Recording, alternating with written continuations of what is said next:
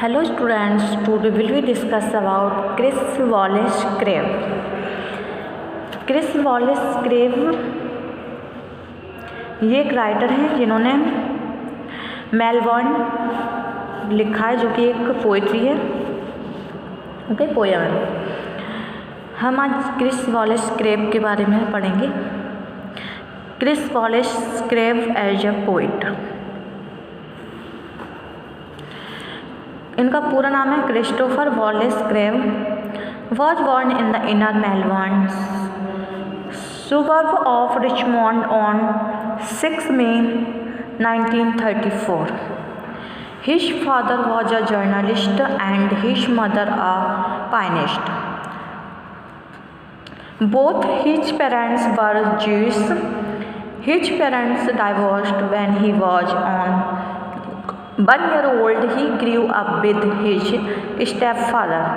He did not develop a relationship with his biological father until the age of 14.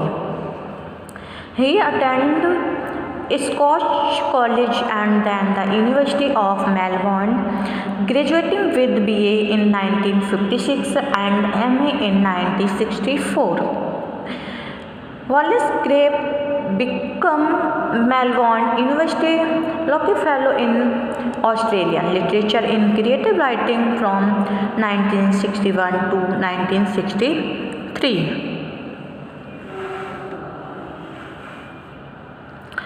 Over the next decades, he became reader in English before being promoted to a personal chair in 1988. He was Harkness Fellow at Yale University 1965-1967. Professor of Australian Studies at Harvard 1986-88 and visiting professor at the university. 1973 and 2005. In 1984, he was elected Fellow of the Australian Academy of the Humanities.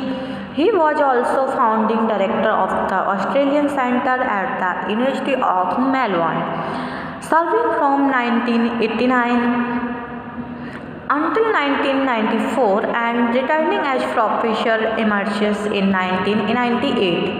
In 2011, he was appointed a member of the Order of Australia.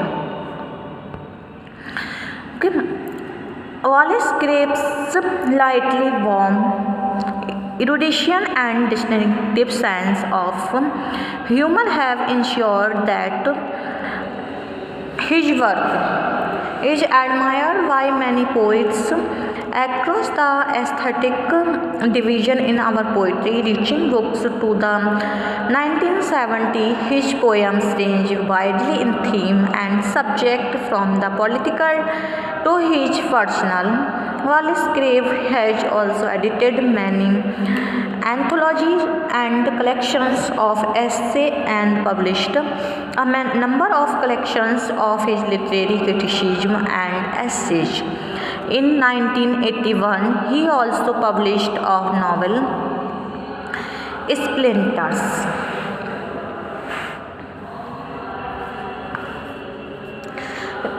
पहले हम इसके major works पढ़ेंगे। इनके Chris Wallace crave के क्या major works थे?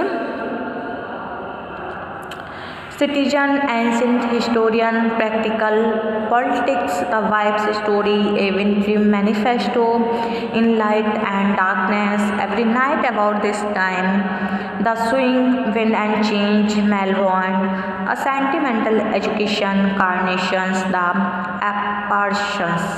ये इनके मेजर वर्क्स हैं पोइट्री के।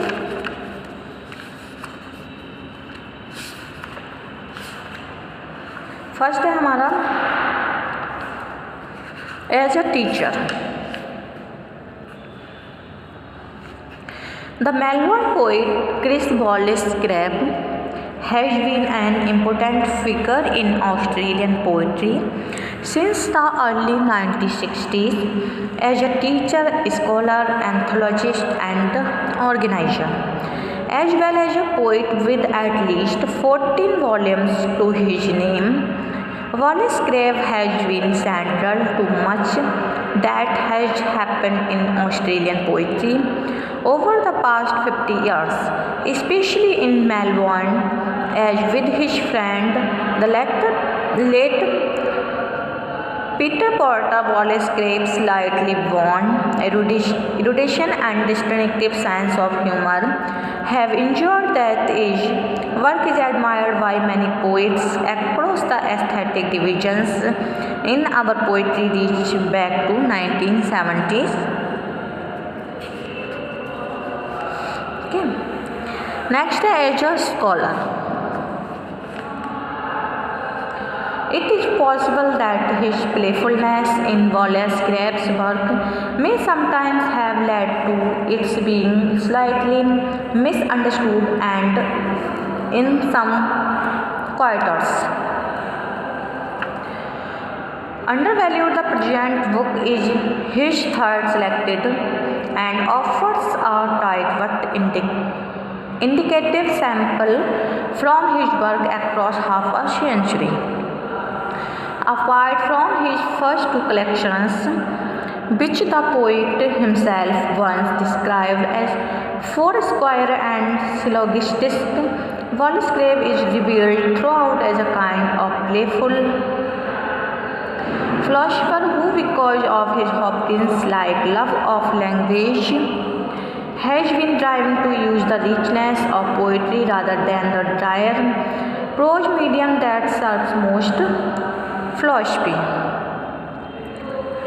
Next, anthologist.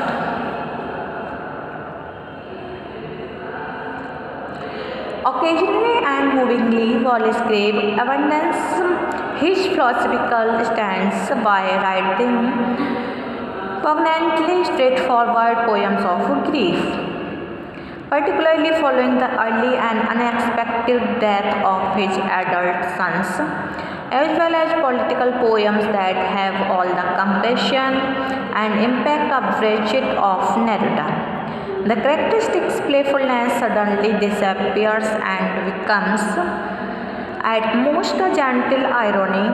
We are suddenly given access to a much deeper level of emotions, on both a private and a public level, for all the ontological charm of the breezy, philosophical poems. It is a poem such as an energy, erstwhile other people, and the quiet recent tendencies that linger in the mind. Next, organizer. In the final stanza of Erstwhile, the poet talks of a phone call from his dead son's girlfriend. Oh yes, she arranged to they had taken somebody out to see your grave near the frogged white trunk, and we were and together the phone for her handwriting, thinking of you long gone now. Where are you? In poor fact, I can never come to grasp the meaning of it all, supposing that to be what religion's all about. The loss remains behind like never being well. The darkness, the puzzlement, the unmitigated pain make it a very different poem from the book's more typical ones. Next, more cheerful. As a philosopher, Wallace Grave is unsystematic, analogous to, perhaps, but more cheerful. Although unlike his late poet friend Peter Steele, Wallace Grave finds no particular meaning in the universe. He tends temperamentally to the optimistic. In his first book, A Wintry Manifesto, he offered us two well-known lines: our greatest joy to make an outline truly and know the piece of earth on which we stand.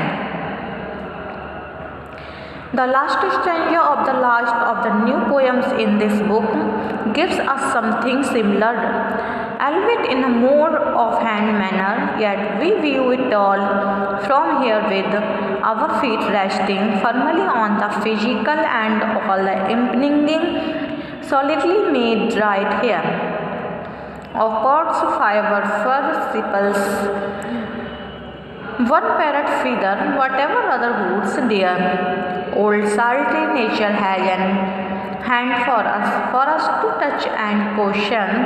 Mind in space, the fresh dear old salty nature has a tone well scrape, often strikes, and is quite a contrast to the four-square seriousness of the first quotation.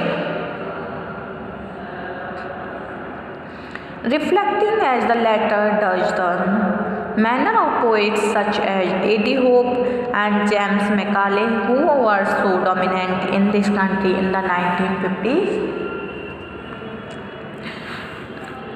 With the political poems a slightly different note in struck in other people and other country.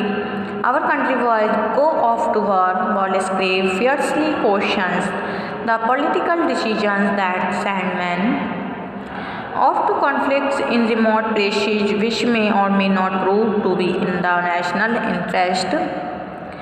In other pupil, Wallace Grave notes to the death of our uncle in World War and adds with a characteristically jocular age.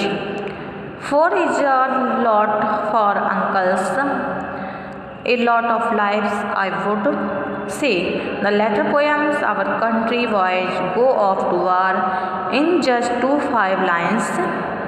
Stanza revisits the theme.